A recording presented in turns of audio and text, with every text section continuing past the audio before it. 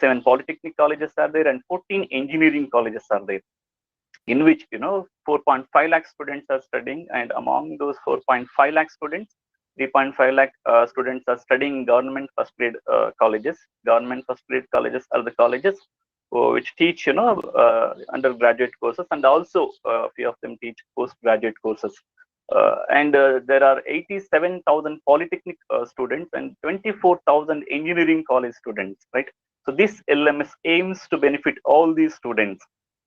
And mind you, the number of students, it increases when contents of the LMS are shared with even other students of other learning modes. And the Karnataka LMS includes 25 teachers, 25,000 teachers. 25,000 teachers will also benefit from this novel initiative. This is about stakeholders. Next slide, please, sir. And what are the contents of Karnataka LMS? So what do we have in Karnataka LMS? So there are videos, there are PowerPoint presentations, and there are study material, and also there are multiple choice questions. This is the content of Karnataka LMS. Next slide, please, sir. Okay. Actually, I have added one more slide here, which we may not be able to see. See what happens in Karnataka LMS. This is most important, because if I simply say that it is a novel initiative and all these things, so what happens is very, very important. So what happens in Karnataka LMS is this.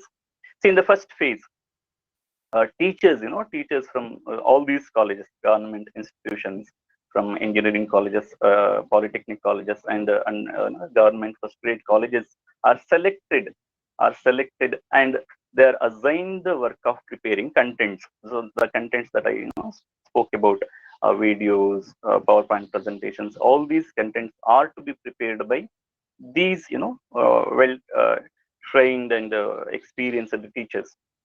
And a course plan has to be prepared first for the stipulated number of classes. See, many times English teachers, especially, we fail to complete within quotes complete our syllabus, because there's no proper plan, and we may have to drag our classes. We may have to take some extra classes, all these things.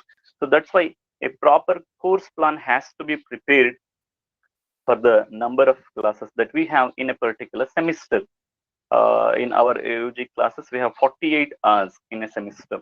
So for those 48 hours, we have to prepare design a course plan, and accordingly we need to prepare contents, and these contents will be uploaded to a centralized server. Right, a server is there for uploading these contents. It's a centralized server, and these contents will be uploaded to that particular server. And after that, students will be provided with a user ID and password. They'll be provided with unique user IDs and passwords. One student can have only one user ID and password, and students can log in using those credentials, right? So a user ID and password. How is it a ray of hope? Because throughout my paper, I have tried to argue that Karnataka LMS is a ray of hope. But how? Right? See, when the question of how comes,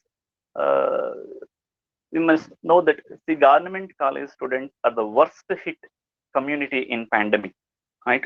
So private college students, as I told you, they have access to internet, they have access to gadgets and online classes, whatever is conducted for them by their institutions, they can attend, they can progress. But government college students, so they are the worst hit community, because they do not have these things.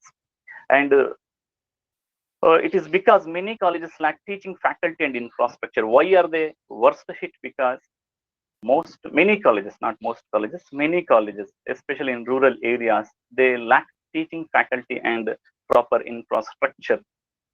And if 9,000 permanent teaching faculty work in government institutions, 16,000 guest faculty work in these colleges, right? So the number of temporary teaching faculty is more than the number of permanent teaching faculty, and this is a huge drawback for us.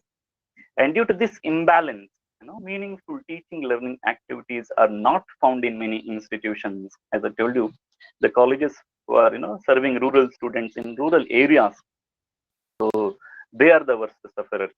So many colleges do not have teaching faculty, and the students who go to these colleges, they do not have access to any of these teaching learning activities. So in such a situation, LMS is a ray of hope. Next slide, please, sir. And Karnataka LMS assists students to engage with the learning activities with its contents. Right? So in such a situation, so this LMS, so it helps students to engage with these activities, teaching and learning activities basically. And nowadays, online classes are there, but only a few months back there were online classes, but not all students could attend them, right? And timely appointment of guest faculty does not take place. This is also a problem. And KLMS contents can be acquired by students at their convenience, right? So now they have been given, tabs, and because of these things, they can access these LMS contents at their convenience, in their place, in their time. And okay, we do have some pros and cons, right? So if we speak about the positive and negative aspects, I will wind up. So just a minute. The pros: in the absence of a healthy teaching learning environment, so KLMS acts as a boon for our students. So it is not healthy because of the pandemic, and the students can access the contents in time and place of their convenience, as I told you. And in KLMS, learning can take place outside the four walls of the classrooms. This is a big benefit, and it allows students to assist each other in the participatory learning. They can learn from each other. These are the benefits. If we look at the drawbacks, learning can be monotonous in the absence of interaction, because there's no direct contact with the students and teachers. So it can be a monotonous activity. And the non-availability of teachers for a section of students can compel them to lose interest in it. So this can also happen. And many of the students, they are illiterates digitally. This is one more problem of KLMS. And the network problems and money to access internet facility are also a problem faced by many students. It may appear strange, but this is a fact, right? These are the pros and cons of KLMS. I hope I have summed up all the things that I wanted to tell. I know I can tell a lot, but because of the constraints of time, I just want to stop here. Thank you. I hope I have not taken much time. Thank you. Thank you very much, sir, for a wonderful presentation. I think the initiative of the College Education Department to have a digital solution for particularly students from the government institutions who come from very difficult backgrounds, and where the elite institutions' abilities we are not able to replicate. So in that context, it becomes something very useful. I'm sure there will be questions for you in the question and answer session. Thank you so much, sir, for sticking to the time. Yeah, thank you. Thank you. Yeah. Yeah, thank you. I'll request Shatabdi Mishra was, I think, having a need to present earlier. So I will just open Shatabdi Mishra's slides. And you want to move the slides yourself, or should I move them? Sir, I would like to do that. Actually. Yeah. I can make you the presenter. Just a minute. Yeah, you will be finding the option for moving the slides now. So the same rule, 9+1. Please put your video on so that we can see you while you're presenting. All the best. Thank you. Thank you, sir. Good afternoon, everyone. My name is Shatabdi Mishra, and today I'll be shedding some light on my paper titled Digital Divide in English Language Teaching During COVID-19 Pandemic. Now, we have seen that how ICT and digital technology have revolutionized the educational domain. We see how we are making use of tools and applications. It has facilitated the English language teaching, because earlier we used to rely much on textbooks, but now this shift has changed from a more radically digitalized one. And because its need has been felt the most due to the pandemic, because now we are no longer having classes in the physical setup, and we have moved to a more technical based virtual one. But has this enterprise been successful? Have we actually been successful in imparting education through a digital format? Well, technically, no, which is what brings me to the next topic of my discussion, that is digital divide. It is a discrepancy, it is a gap that exists between people who have access and the ones who do not. And this gap has always been there, but more visible due to the pandemic. And this is an inequality that exists in terms of region, in terms of economy, in terms of gender as well. At this point, we cannot safely say that India, being one of the developing countries, we cannot say that it has provided technology to the nooks and crannies of the country. It has not. If it had, then these divides would not exist.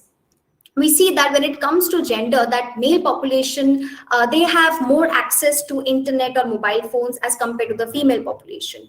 We see how women at this point, when we are facing a pandemic, they are forced to take the domestic duty. Some of them are forced to get married. And again, there is the dropouts and there is a dip in the enrollment.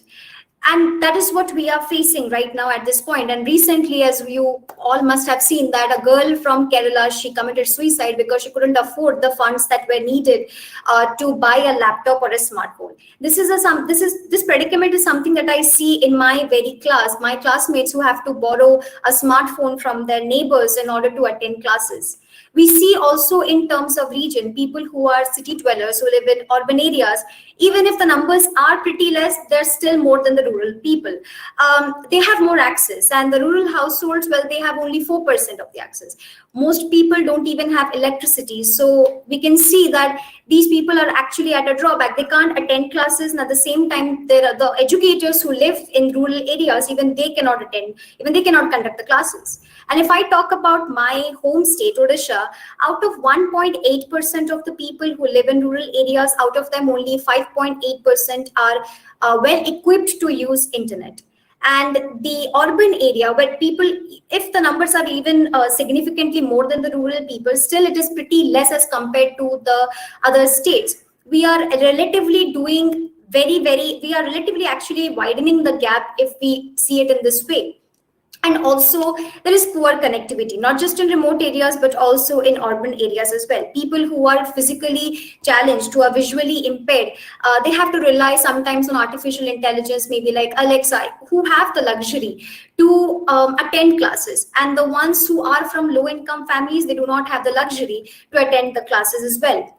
Again, for teachers who have been well acquainted with teaching in a physical setup, for them, this transition from a virtual one has also been a big blue button. In the orientation program, most of us were not familiar how to use the technicalities of it. This is something even the educators face, the students also face. And it takes a lot of time and practice, but again, can we really safely say that we are successful in actually getting acquainted? It takes a lot of time for that matter. And then again, we have scarcity of funds in strengthening the digital infrastructure. There are many people in the country, even in Odisha for that matter, who don't have even a cell phone or internet. And right now, as we are bracing on with this pandemic, this divide, this gap is getting bigger and bigger. And how do we actually solve this issue? The first and foremost thing we must do is to strengthen our infrastructure, make internet or all platforms, digital platforms available to every person in every part of the country. We must subsidize internet just like we are subsidizing food or books. If we don't make it budget friendly or make it affordable, then people who are from lower income families, they won't have access. Again, we must also include digital technology in the syllabus and the curriculum in a way so that even the educators, the administrators, and the students at the same time would understand how to make use of these things. Because we don't know how long online education is going to continue, and we don't know exactly how to acquaint ourselves at this point in time. Also, the teachers should also provide a psychological moral support, because every time there is an inequality, there is always a discrimination. And sometimes most of the students, and this is something I personally see in my class, that people who do not have access, that who cannot use or don't understand the technicalities of Google Meet for that matter, sometimes they are looked down on, and they are always sometimes discriminated. This creates actually a negative impact on the student's mind. So we must accommodate all of these things into account in order to create a conducive and a promising environment where every person can actually learn and grow. On that note, I would like to end my presentation here. Thank you for your time and patience. Thank you so much, Shatabdi. You have taken lesser time than was allocated to you, so no problem. I'm sure we'll have question answers session. We'll have many questions for you. So is Pranay Harsha here? I think Pranay is already here. So I don't, let me see if I have a presentation for you. Yeah, there is a presentation for you. I'm going to just pull that presentation and you can start. Pranay Harsha, can you put your video on? After Pranay's presentation, we'll have a question answer session for 10-15 minutes, between 4 and 4, between 3:50 and 4:10, and then we can continue the remaining set of presentations. Pranay, can you unmute and go ahead? You're on mute now.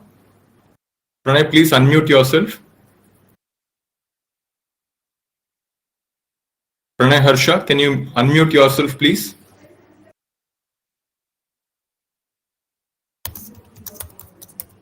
Pranay, please unmute yourself.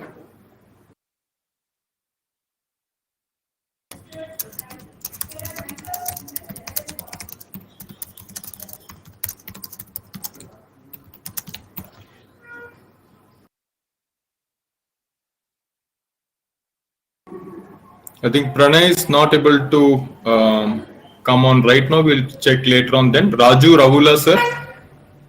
Raju Rahula, sir, can you present now? Yes, sir. Yes. Yeah, so I'm bringing your slide on now. Yeah, I'll make you presenter. Yes, sir. You can move the slides yourself. You have 10 minutes starting now. Please go ahead, sir. Thank you. So, very good afternoon, everybody. And this is my immense pleasure to present here in this very great international conference, RIE. Yes, Regional Institute of English in South India and IT for Change. Thank you for giving me opportunity. This is my first debut of paper presentation.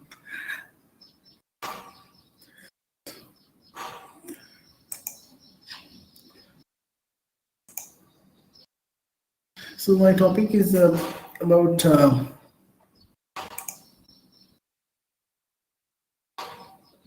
use of technology in translanguaging. So introduction. So what is translanguaging first? What is translanguaging? Sir, can I move like this side by side or? Okay. So what is translanguaging?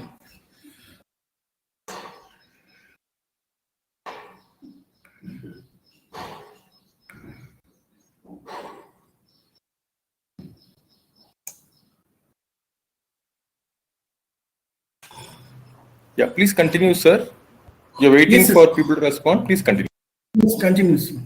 Sir, what is translanguaging? Translanguaging is where the people can use their multilingual repertoire. This is their L1. Maybe the target language may be English, but in the English medium schools, the target language schools, so they can use their mother tongue, their multilingual repertoire. Maybe their mother tongue may be L1, maybe Urdu or English, Telugu or any other, Tamil or Odia, any other language they can use in this by using this translanguaging tool, pedagogical tool. So here this article presents collection of instructional technology tools that secondary school English teachers can use support translanguaging practices among the emergent multilingual students.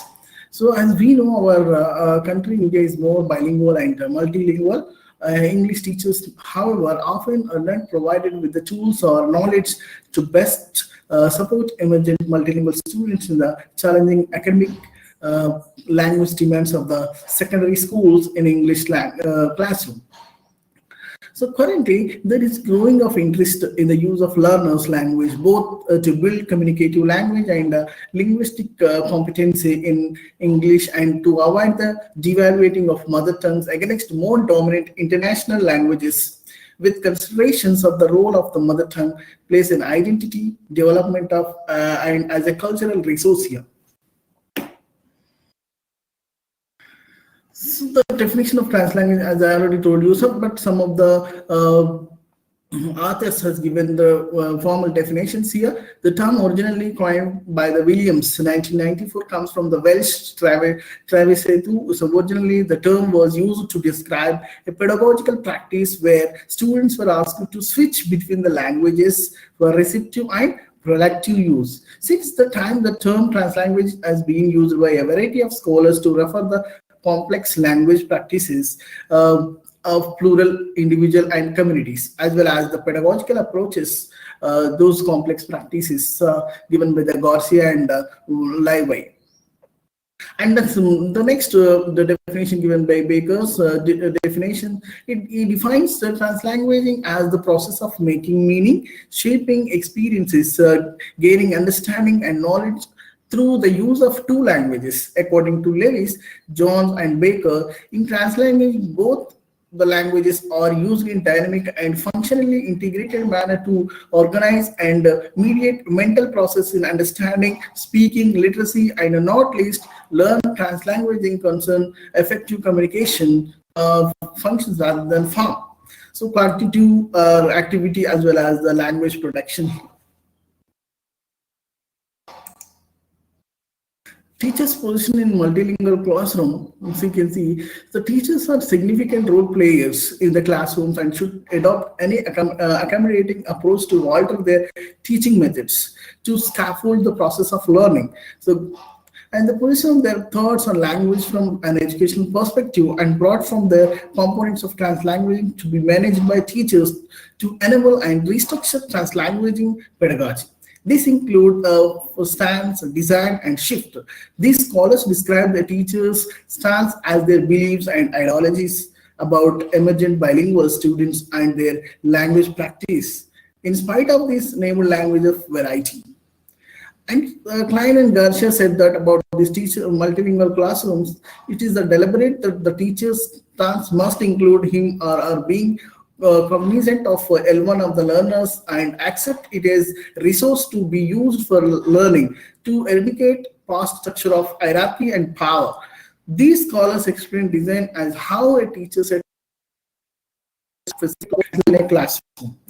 And lastly, shift places the needs of the learners and being important. It is a shift in mindset that allows the teacher to adapt to flexible strategies to promote the learning and understanding.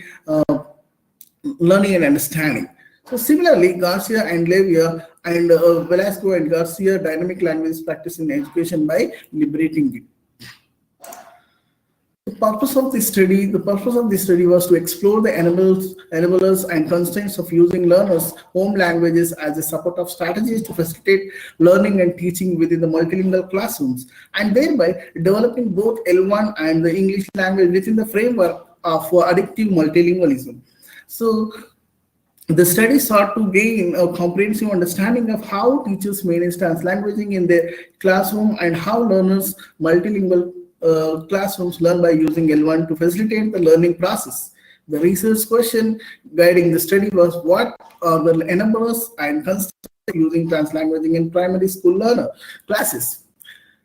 To answer this question, a qualitative approach was applied to be able to find out what happened in classroom in terms of how teachers and learners approach the use of multilingual languages during lessons and simultaneously observe their attitudes, skills, and experiences. So data collection methods have taken semi-structured interviews, classroom observations, teachers' observations, feedback sheets, and story-based boards were used data collection schools before after the data collection process. The initial semi-structured interviews were with the principals, the head departments, and the teachers involved in the study to understand the current practices and common challenges in multilingual classroom. The strategies used to cater for these by their perception of translanguaging as practice and its effective and or ineffectiveness thereof. All interviews were recorded and transcribed. Classroom observations were conducted using video and audio recordings equipment and unobtrusive way of in order to disrupt regular classroom activity. The recording was supplemented by observational notes taken by the researchers. Observations included aspects such as how the lessons were conducted, how the multiple languages were simultaneously included in the lesson, the teacher's techniques, the learners' reactions, and participation during the lessons being conducted. Teachers additionally used their observation sheets to capture how they perceive the learners in both regular and the support implementation of the classroom to reduce any unintentional bias on the side of the researchers. So this is what about that my data collection. Thank you very much, sir.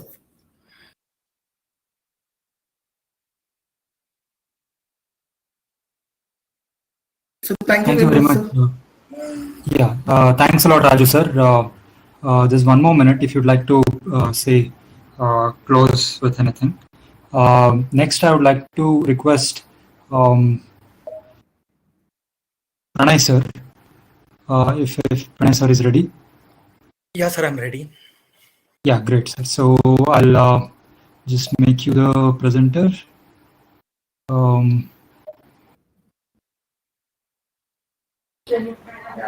I was part of the SDGs, the Sustainable Development Goals.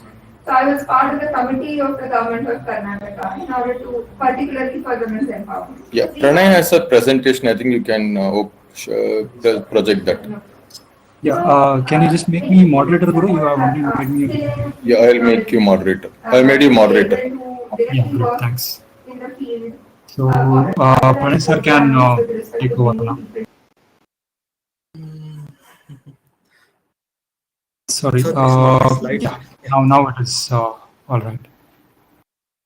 Yes, sir. You can also move your slide if you'd like. Thanks. Can I start, sir? Yes, please start, sir. So, greetings to all, and allow me to warmly thank the organizers of this conference for giving me the privilege of welcoming and addressing you all. For me, it is an honor and a pleasure. I would like to thank them for bringing us together over here. So I just want to take a second to introduce myself. I'm Pranay. I have completed my engineering and I have worked in Intel for 18 months. And from the list of topics, I have chosen this particular one because this falls under my area of research, which I have studied and carried out a fair amount of research along with my peers in my university and in my company. To put it in a simple way, I have sufficient knowledge on this topic so as to put forward my opinions or suggestions or proposals. So coming back to the topic, I have segregated it into 4 parts. The first one is introduction of e-learning environment, introduction to the e-learning environment and security risk associated with it. The second one is introduction to the proposed solution. The third one is a brief look into the proposed solution. The fourth one is the pros of this solution. The very first one, introduction to the e-learning system and the security risk associated with it. If I have to explain what e-learning is in one word, that would be online learning. It is as simple as this. And due to COVID-19, more and more people are taking online courses. And the question of security arises. And we need to understand the security issues which accompany this. The security aspect is even more important for the companies which use e-learning system to deliver effective training to their employees. The concept of e-learning provides several advantages to the educational organizations which use this technology for a short and effective training, flexibility, and modularization. The disadvantages of e-learning education are high dropout rate of students, high cost for design and maintenance, and its dependence on internet for execution and its working has all students cannot afford it. It is very well known that internet has become a venue for a new set of illegal activities. So e-learning environment is exposed to such threats. Sadly, most e-learning innovations have been focused on course development and delivery with little or no consideration to security.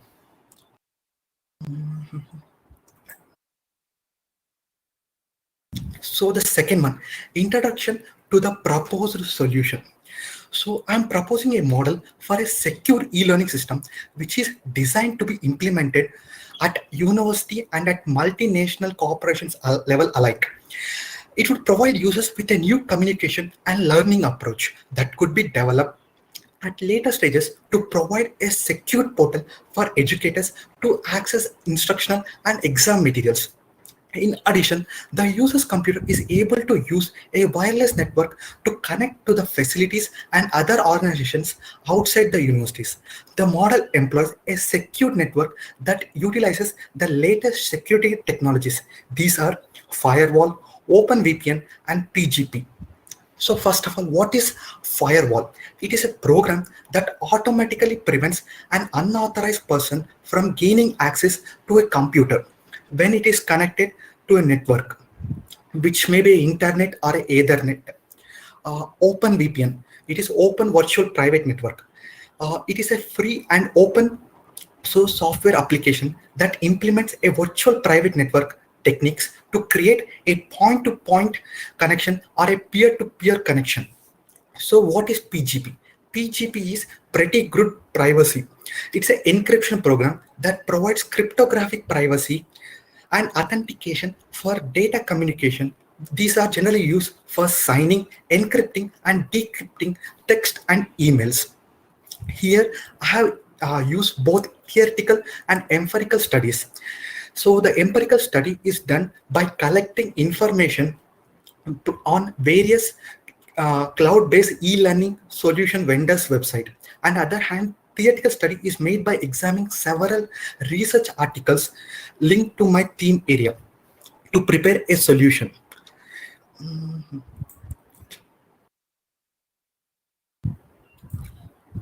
So the third one, a brief look into my proposed solution.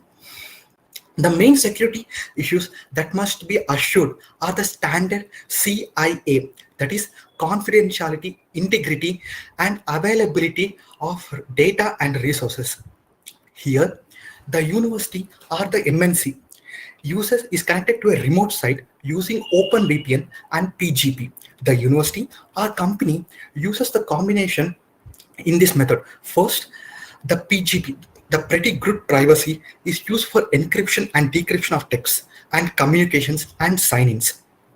Whereas OpenVPN uses SSL, that is Secured Socket Layer, for a tunneling mode and has a second layer of encryption.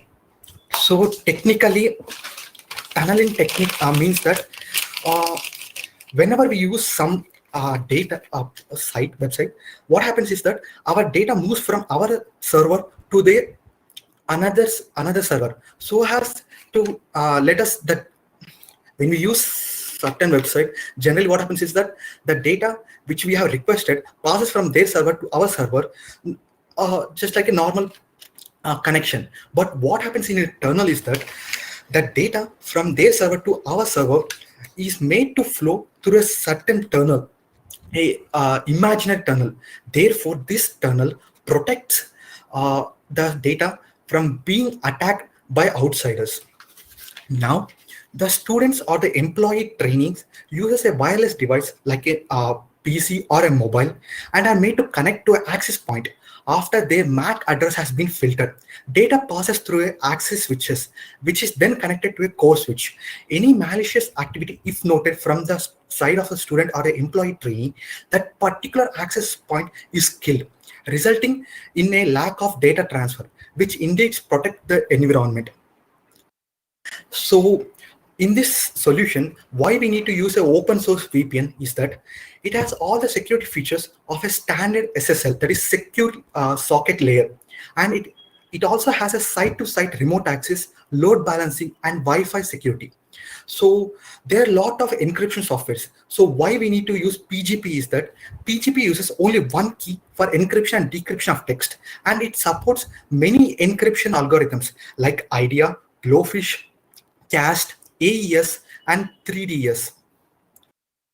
Uh, so at the end of the day, what this solution, what this proposed model or proposed solution does is that it checks the e-learning application environment for any server level vulnerabilities. It ensures that the roles and privilege levels are respected. The role and the privilege levels means that a student and a moderator, where in BB also we are doing the same thing, triple B, where Yogesh sir is the moderator and we are all the students. So it evaluates cryptography for data in transit and at delivery point. So it makes sure that the cryptography is enabled for the data at the point of transfer and at delivery point too. It validates user input for malicious data that could result in a loss of integrity and confidentiality of data. Anti-automation and end-user protection measures. It means that it stops any bots, BOTS. So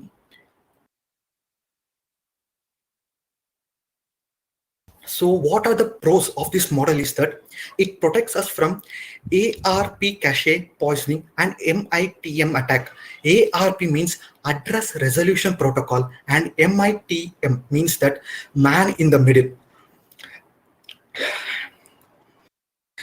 This is a method in which the attackers intercept the communication between network devices. For the attack to work, the attacker must have access to the network. In which proposed model, a tunnel is formed, so the data is being protected. And the next one is brute force attack and IP spoofing. What is brute force attack means? It's a computer hacking technique in which every possible combination of characters is tried until a certain password or encryption key is found to gain entry. So what is IPF spoofing is that in this, the hacker tries to modify or impersonate our specific IP address to steal something or to conduct some illegal activities. In both these methods, due to use of encryption, and where in university level there are two layers of encryption, the data is safe and is not vulnerable to attacks.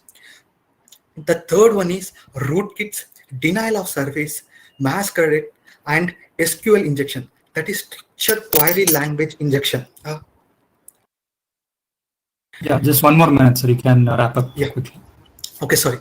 And the next one is the session hijacking and prediction. Generally, what happens is in most of the Zoom meetings, what they do is that there is a general bots available in internet where you can just enter your URL and the session and the bots hijacks the session and creates a lot of disturbance to both the teachers and the students. The second one is cross-site scripting and request forgery. It technically means that the hacker tries to enter into the site and then gains the control of it, like tries to become the moderator of this session. So all of these are stopped by use of 2 layers of encryption and tunneling. And I appreciate your time and thanks a lot. So Thank you very much for this really important and interesting presentation, sir. With everybody depending more and more on digital technologies, it's vitally important to get to know the security systems behind it, and right to encryption and right to good security, something that everybody should have in this time and period. And with that, I would like to invite participants to ask questions that they have, so we can have a short Q&A session before we go to the next presenter. So if any participants have any questions to the speakers who have presented until now, can please raise their hand or unmute themselves and ask the questions.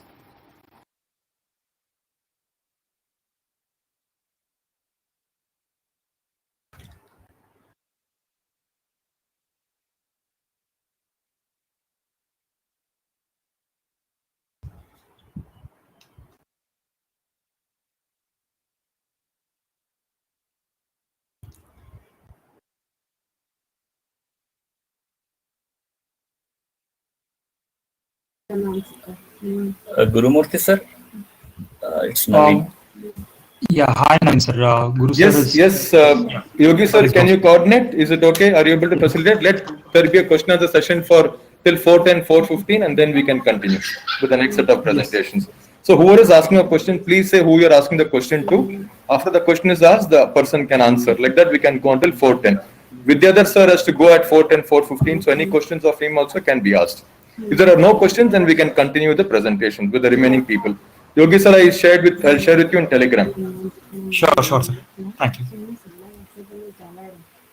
So I request the participants to... Yes, Naveen sir. Please go ahead. Okay, sir.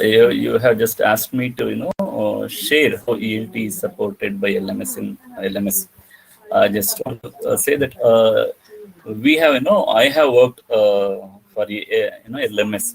I teach English for first year and second year UG students, and I teach basically language only.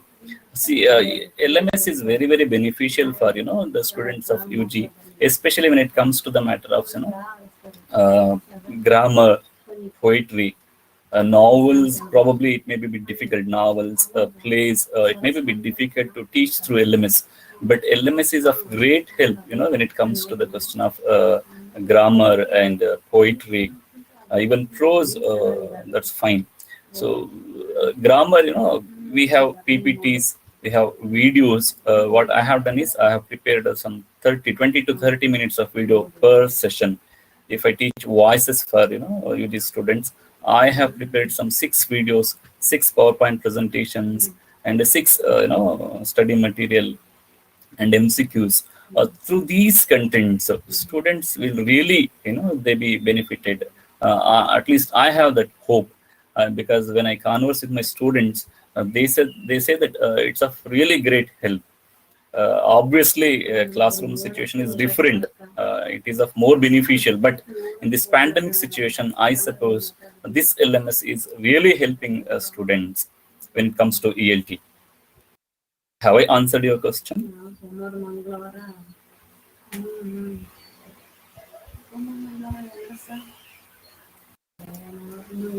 Yeah, thank you for answering the question, sir. Does anyone have follow-up questions for Naveen, sir?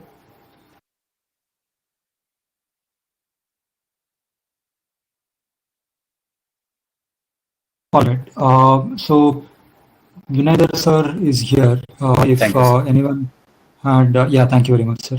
Have any questions for Vinay sir and everybody else who presented earlier, can please ask the questions now.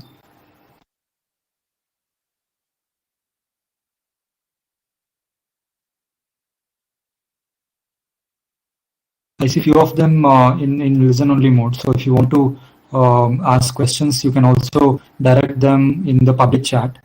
So I can, on your behalf, I can ask the speakers the questions. If you can, share your questions on the public chat.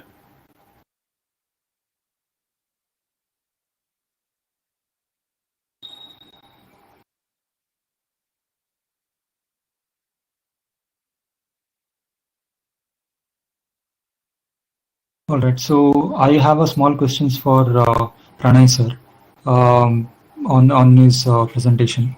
Okay. Yeah, sir. Like you were mentioning the reference implementation in your presentation, is there any place or in a university where you have implemented these measures in a real world scenario? So during a hackathon session in 2019, we did this thing only for our CS department, sir. So at that time, the servers was not busy and there were only 10 participants. So as far as we tried, so what we tried was that whether 2-layer of encryption was possible from the university side or not. Yes, it was possible. The second thing was that if certain student is doing something illegal or causing some sort of trouble, and us, like sometimes they even send some bots. So can can we like kill their access point or not? We did check that one, and it was proven, yes, we can do it. The moderator can do within just one click. And the third one was that, was there any like extra load on the mission, like on the computer? Yes, it was. There was extra load. If you have a pretty good PC which is above 4 GB, like if you have 6 GB or 8 GB, it won't interfere with any day-to-day work. But if you have 4 GB or less, technically it won't be there. 4 GB, something like that, it will be there. 4 GB is most common. So with 4 GB, it was getting a little bit heated. That's all, sir.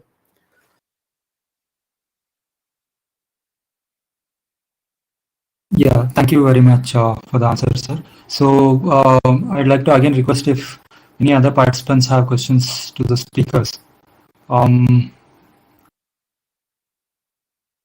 We can see for another 10 seconds. Yeah, I had one question. Yes, Guru sir. You know, the Naveen presented on the LMS in Karnataka. So this conference is specifically on ELT. So I want to know whether that LMS, any specific support for ELT was there. That is my question.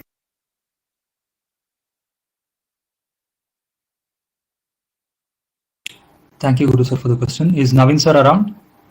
Can you please unmute and try to answer, sir? Yeah, actually, when I answered the same question, I suppose Gurumurthy sir was not around. Sir, I answered. Okay, my answer was only this.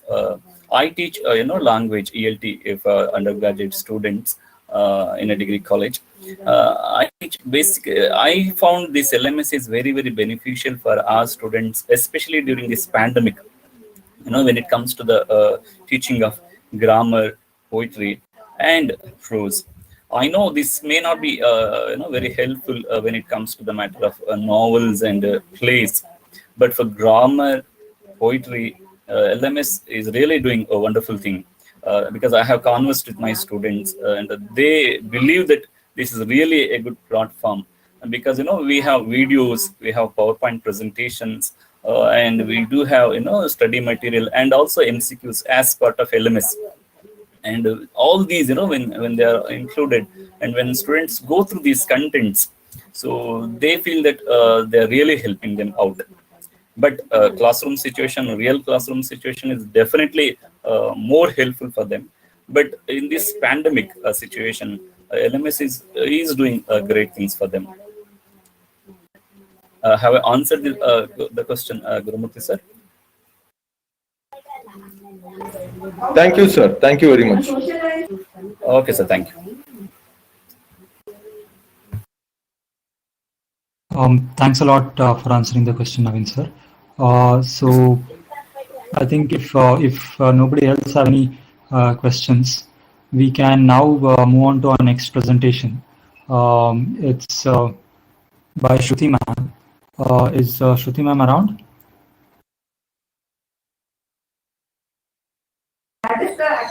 She is there and she didn't share slides, so maybe she can unmute and speak.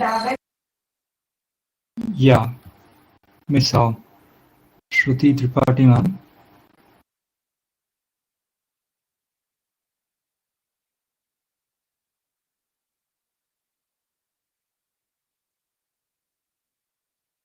Education tech savvy teachers to guide the millennials. That's her presentation.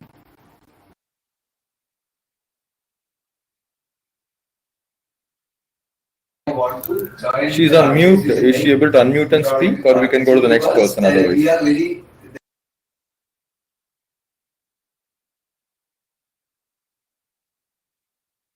They have right now. Shruti madam, you're on mute. Can you unmute yourself? Yes, which is not accurate.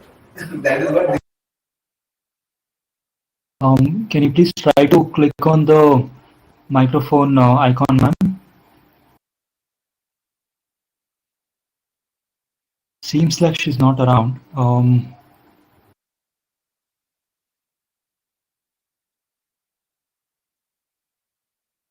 So I think we can, until she comes back, we can continue with the next presentation.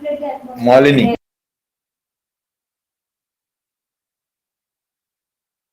Right. Is Miss Malini around? I am not saying Malini either. BB Malini, blended teaching and learning.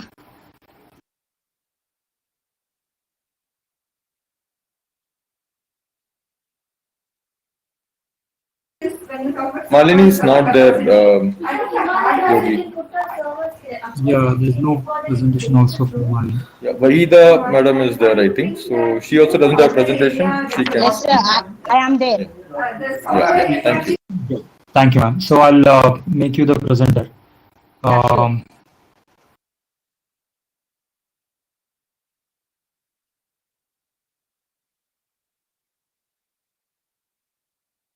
Shall I start, Right. sir? So, yes, ma'am. Vaida ma'am's presentation is on mobile technology, a pathway to improve speaking skills. So, please take over, ma'am. Thank you. Warm welcome to one and all. Thank you for your humble gesture of welcome by Gurumurthy sir. And I'm here, B. Vahida, for Assistant Professor of English at Srinivasa Ramanujan Institute of Technology, Anantapuram, Andhra Pradesh. Now, I would like to throw some light on mobile technology, a pathway to improve speaking skills. As we all know that during this pandemic, the emergence of information and communication technology has ushered in a new era. It has brought a revolution in the field of teaching learning process. Don't you think that during this pandemic, the mobile technology has transformed us in the digital age for both the teachers and the students to make centric? If we make a question as a teacher, are we really imparting quality education and its effectiveness in the process of teaching learning? So, my paper stresses on the usage of mobile learning apps to improve their speaking skills. So, in order to make my presentation, I focus on the information and communication technologies, which has become one of the fundamental building blocks of modern society. No doubt, it has become an inevitable part of the core of education, as ICT is often referred to as the third revolution in the dissemination of knowledge. Due to the rapid development of technology, courses using a variety of media are being delivered to students in various locations in an effort to serve the educational needs of growing population. Now the question is, when we are trying to deliver our content to our students, do the technology really helps us to make them student centric?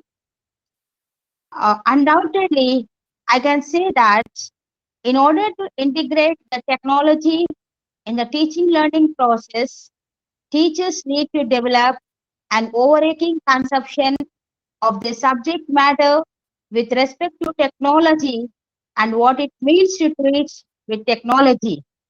But most teachers are not trained to teach in technological environments. Friends, let me make a question to ourselves. We are all the time pointing to the students that the students are not familiar with the technology. When I have seen that the ma'am has keeping all the time the postings in the group all the time, many a number of queries are troubling them to make use of this big blue button. We are familiar only with the only apps which are traditional way. Earlier, when we have started our teaching during this pandemic, we have come with the Zoom, we have come with the WebEx and the other actions. And moreover, we have done with the Google Meet. Some are paid or some are unpaid. So in this case, how can we expect that our students are supposed to addict for the technology? And moreover, I respect from the bottom of my heart for the experienced and vulnerable teachers who are really adapting for the technology. So in this recent developments in interactive multimedia technologies, which promise to facilitate individualized and collaborative learning, are blurring the distinctions between the traditional pedagogy. In order to find out the findings, I have made a questionnaire among the Jawaharlal Nehru Technological University of Anantapur of various colleges. And the questionnaire has the following sections: that do you use technology in the language classroom? What's the impact of mobiles in the language classroom and using different modern tools in improving speaking skills? And also, it also points on the understanding teaching methods and approaches on improving speaking skills. Apart from the questionnaire, I have interacted with the teaching faculties who are dealing with the subject and noted their feedback, opinions, and suggestions.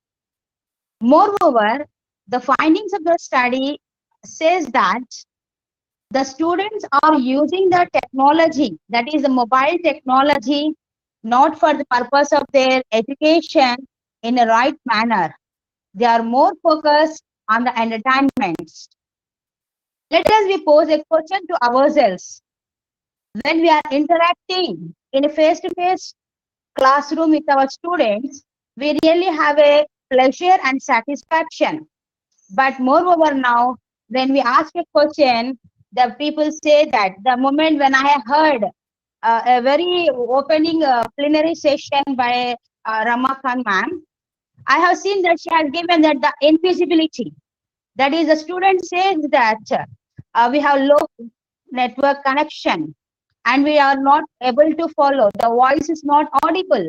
In order to overcome all this, how can we say that the mobile technologies can also be develop their speaking skills? So I think that it is a responsibility of the people, that is the policymakers and the governance, to look into the concept how to develop the infrastructure. The digital era is ruling us, but how far we are addicted for this digital technology is more important. So in order to find out that, I have made a question that, do you think technology improves your speaking skills? And as a teacher, do you have knowledge of ICT tools? No doubt when we are saying that about the LMS by Navina, when I was listening to his presentation, he has pointed that we were going to make the use of ICT tools as a part of LMS. It's great. But what ICT we know? We know only the presentation. We know only the video. So is the only tools we have? No. We have n number of apps. In order to overcome and to know about the study, the teacher has to get a training. Where do we get the training? Are we really getting the training to use this technology? No. So in order to have the knowledge and the mobile technology, the results are very poor. The findings reveals that the results are very poor. And moreover, the students do not have the internet to into the information. As one of my friends, Satabdi, has pointed that we do not have the electricity, we do not have the digital infrastructure. So in that case, how can we say that we have the internet to retrieve the information? The main and the foremost thing for any digital technology is a smartphone. Even now in the remote area where I live personally, we do not have the access for the internet. My students are not in a position to participate in the chat rooms. They are not familiar with the other options, means they are not familiar with the new apps. And moreover, when we want to improve the speaking skills, we need to focus on the vocabulary, grammar, pronunciation. So they are not familiar with the new apps, how we are using. And they are addicted for the YouTube. But in the YouTube, they try to look into the entertainment aspect or their area of interest, but they are not using the right option of how to prepare for an interview also, which leads them for their mobile learning. So in that particular cast, they are not supposed to make use the podcast. They are not able to write their own blogs. They don't have the knowledge on the recent apps like Vocab 24, Eliza, or something which we are going to use commonly in our remote areas. So the technology has to be make effectiveness in the remote areas so that the language classroom can get more awareness and the remaining college students can improve their speaking skills using mobile technology, which is apt for the 21st century. From the student perspective, it has been found out that the students are not familiar with this. So we are supposed to prepare only the PPT and the videos. What other apps can we provide for them? It's an open question to everyone. What other apps can we make open for everyone to make our teaching effective and qualitative? So the modern education desired to inculcate ICT and mobile technology into teaching learning process. It should build an opportunity to enliven and encourage our students by transforming them from traditional pedagogy to modern pedagogy, which aims at blended learning. Mobile technology provides student-centric and helps the learners to know their pace. Besides this, the most and foremost is their self-interest and encouragement, which they can improvise by themselves. They need to motivate by themselves. They should be a self-motivator. In the present scenario, mobile technology has adopted in all colleges of rural areas where the students feel comfortable. So my irony in this particular thing is, no doubt we are using mobile technology to take our classes or to handle the students or to complete our syllabus. But how far we are giving the quality education as we do as face to face. So in order to monitor them, we are taking the attendance, we are giving them some assignments, we are allotting some quiz. But still, it needs some in-house training by the experts for the language teachers, and also it should be inculcated in the curriculum. It also provides the opportunities for multiple technologies delivered by the teachers and produce ICT literate citizens. Mobile app helps to set specific criteria, targets, classify and categorize the development levels. So in conclusion, effective implementation of mobile technology in education may face various challenges with respect to policy, planning, infrastructure, learning content, languages, capacity building, finance, clearly state the objectives and mobilization of resources and political commitment of the concerned bodies. The policymakers, decision-making authorities must provide an opportunity to the students to acquire relevant skills, knowledge, and attitude towards mobile technology. Hence, you can say that the latest apps for the effective communication of the technology in the present education system can lead to the digital era. Thank you. Thank you for once again for giving me this opportunity and listening patiently with my presentation. Thank you. Yeah, thank you very much, Vaida ma'am. So we have our next speaker, Chetna.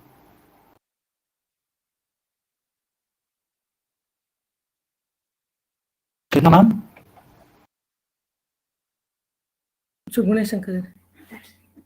Hello. Hello, sir. 19th June. 19th July. Hello, sir. Sorry. Am I Yeah. audible? We can hear you. Sir, Do you have a presentation, right? what, sir? Yeah, your yeah. presentation. Yeah, PPT. Digital. Yes, yes, yes. So I'll just. One clarification, but in my this one's system, I am getting like this webcam settings something. Yeah, you just need to allow the webcam, ma'am. Just a second. Start sharing. Yes. Still now it was very okay, but I don't know why all of a sudden. 1 minute, sir. Yeah. You're on Chrome or Firefox, ma'am? Chrome. Yeah. On the address bar on the top, it will ask you to allow the webcam. When you click on webcam, you just have to allow, give the permission. Yes, I got now. Great.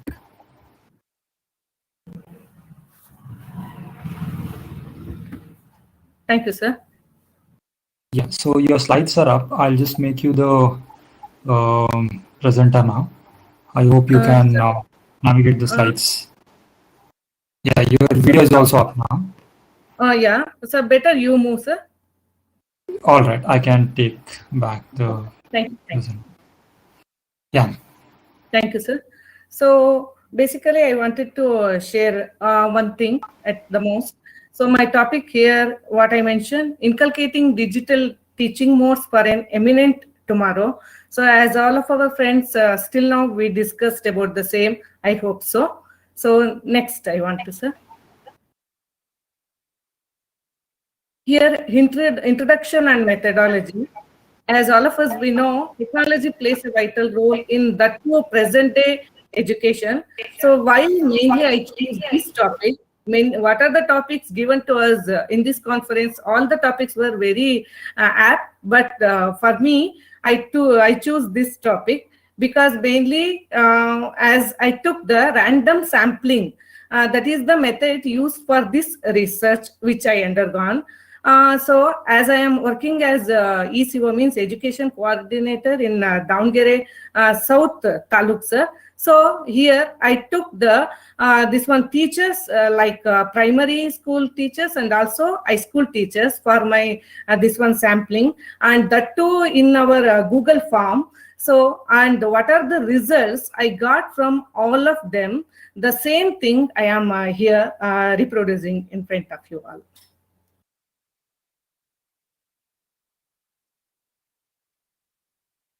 Will you move, sir? Hello? Hello, sir? Hello? Sir? Am I audible?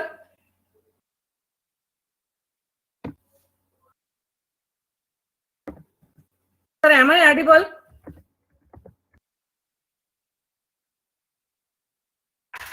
Sir, am I audible? You're audible, ma'am. Move, sir. Slide. Next.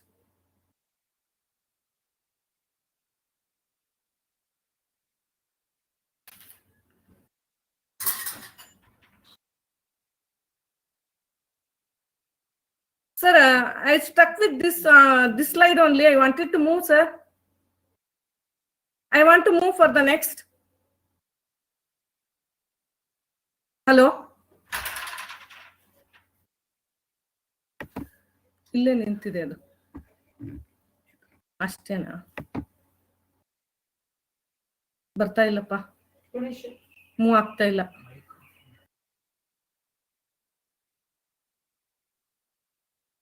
Sir please move the slide sir next slide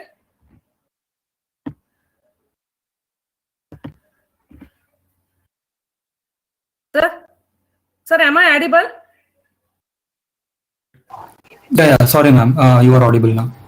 Sorry, okay, the mic was speaker was not okay. Yeah. So next, so as I explained, I took the sample of teachers of primary and also high school sections of my taluk. Here I made them to answer few questions in that Google form. One question I raised according to the sub-themes of this one, the digital education. What I asked them, is blended teaching needed in teaching? What I got the response from those teachers, when it is about blended teaching, along with the use of technology, for, I mean, by like tracking, testing, assessing students, classroom teaching for effective implementation is needed. And the teacher response, as I hope all of you are observing, they have answered like yes, that is 74.6%, and no only for minimum percentage, and maybe for 22.9. So as my friends just now, most of them, they told we must use both the blended and also blended, I mean offline and also online, which is very essential to reach the students. Means even we have to use like for emotional things, and also to have their correlation with the students, and I wanted to have their this one feedback and all. Both that is offline and online mode, both are very essential, I think so.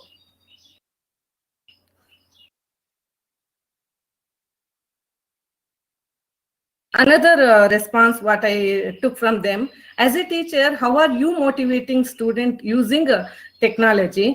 For this, I got many responses like, for an effective learning, motivation prior to the start of a class turns necessary. A healthy interaction, PPTs, videos, images, clippings can be shared for implementation of the same. So here, these are the responses which I got from the teachers. Along with that, nowadays, that too in this pandemic situation, especially if we want to talk about motivation, it is not that only in the sense of education or in the sense of curriculum. Even motivation is needed for the students, because since for many months, or maybe since from last year, students are not having that face-to-face connection with the teacher. So that's why motivation is also plays a very vital role. I hope so. Next, can teacher use teaching aids effectively in digital teaching? So this is very important question, I think so. Why means still today are many teachers in our profession, mainly we are for these days acquainted with this one like offline teaching only. The question comes to teachers, question comes to everyone: can we use these teaching aids effectively in the digital mode? So what the response I got: by using digital technology, teacher can utilize innovative teaching aids like whiteboard, Google Forms, Google Classroom, etc., to assign and analyze the progress of students in person. And I hope all are able to see the result what we got here. So 66.9% teachers, they have agreed for the this thing. That means teaching aids they can use effectively in a digital platform. It is not that we should stick for the any particular means of teaching or mode of teaching. As we know, education or teaching is a continuous process. It is the teacher, we have to change our mind, and we have to acquaint with the new things to learn. Then it is very easy, and also very innovatively we can reach the children. Next, this is also our friends just now as they discussed. Do you think cybersecurity is needed in digital teaching? For this, I got the response like, to avoid interruption by unauthorized access IDs, leakage of data, some sensitive depth issues like child abuse and online bullying on infants, avoid and to take legal actions against the above. So as we are seeing this response, the teachers, they have responded like, for yes, we got the result of 72%. Their idea that cyber security is needed, and no, it is very less percentage I got, and maybe the same. That's why even for this question, we got the very good result that cyber security is needed. Means we can avoid the misuse of that particular session.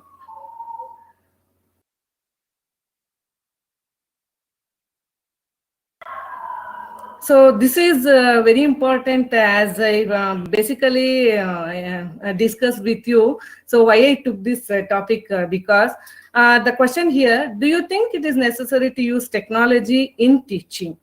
So this is very important for all the teachers. This is a challenging questions for teachers, I think so, including me. the statistical result for this particular question in this research glorifies the situation where new trends in education like technological inculcations are to be habitual rhythms even at the basic level.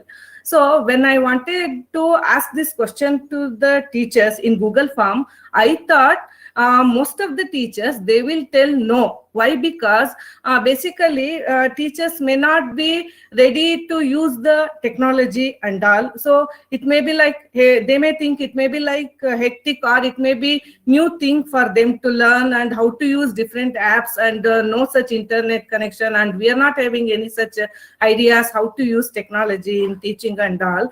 But I am very happy to receive the answer. That's why I use the word glorifies. So 87.3% of the teachers, they came with the answer that it is very necessary to use technology in teaching. Only 12.7 they are with the answer of maybe, and I think they will also turn for the that is, they will also turn for the answer that they are able to use the technology in teaching in future.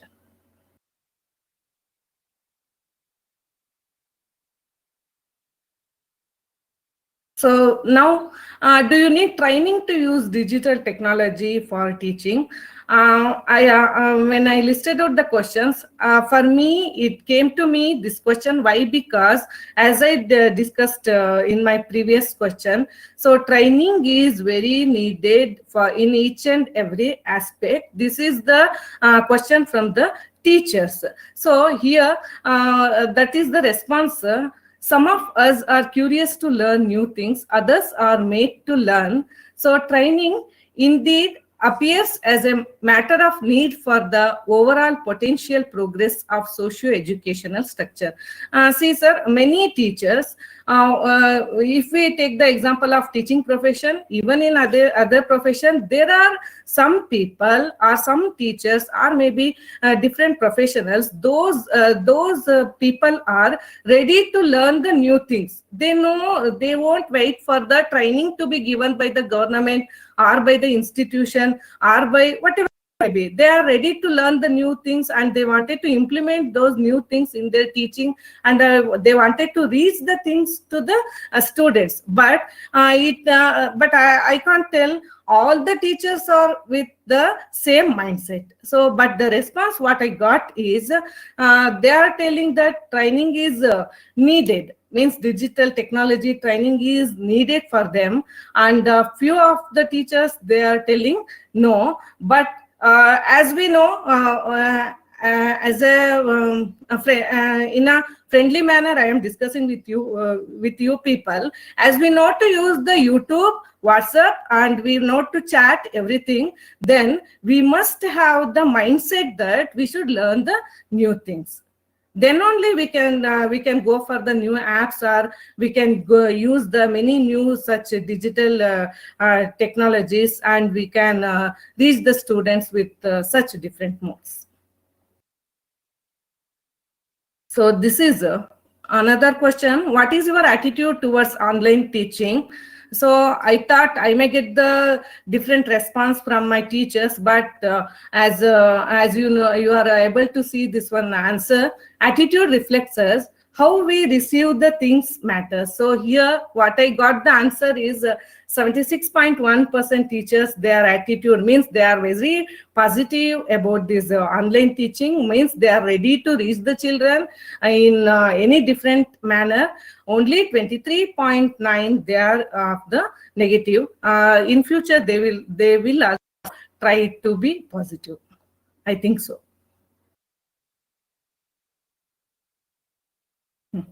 So to conclude, so outcome of our research is to build a sustainable constructive mindedness among the socio-educational structure existing.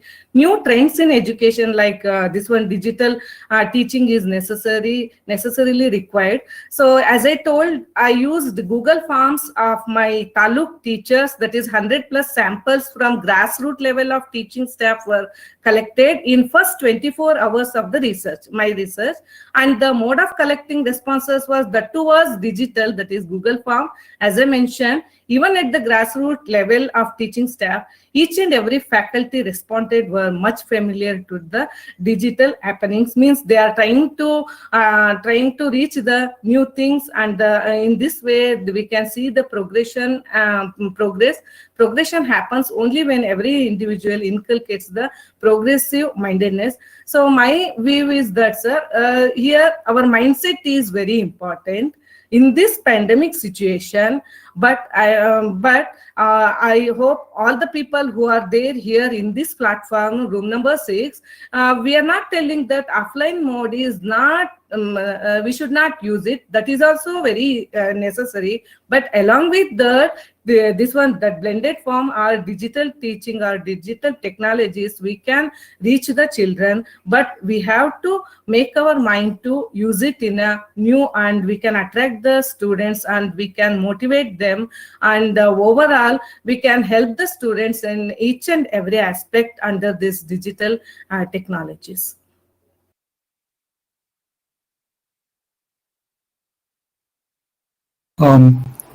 Thank you very much, Chetna ma'am. I think it is like Vaida ma'am also pointed out, it's very important for teachers to first get to know the tools before they take it to their children or students. So with that, I think we are yet to hear from Shruti ma'am and also Malini ma'am. I don't think they are around. So if participants have any questions for Chetna and Vaida, we can take the questions for them. So, sir, through this platform, I want to thank my my department, my BO sir, and also my teachers who cooperated me to undergo this this result. Thank you. Yeah, thank you very much. Now Guru sir is back.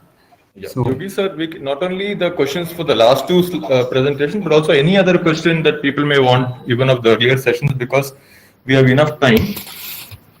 So anybody has any question also from the audience, because I think earlier maybe audience may not have spoken. So anybody from the audience has any question for anybody? Of course, some of the, I think people have dropped off. So we have 14 people right now. So any questions? Thank you so much, Chetna madam, for your wonderful presentation. Sorry, we had suddenly had some visitors from Government of India, which doesn't happen every other day. So that's why I had to be half here, half there. Thank you, Yogesh sir, for facilitating the presentations during the meantime. Any questions anybody has got? Any comments, any questions? Yeah, Shruti, we are not able to connect, and Malini also, right? Both of them, we are unable to connect to them. Yeah, we couldn't reach to both of them. Yeah, so there are no more questions also, then we can close the session today. We are almost an hour ahead of time. That's okay. I think everybody who wanted to present has presented, so that's very fine. Okay. So I think there are no questions, Yogi sir. We can close the session today. We'll stop the recording and close the session. Thank you everybody for your time, and we hope to be in touch. Thank you, Thank sir. you, Guru sir. Thank you, everyone. Thank you for your cooperation.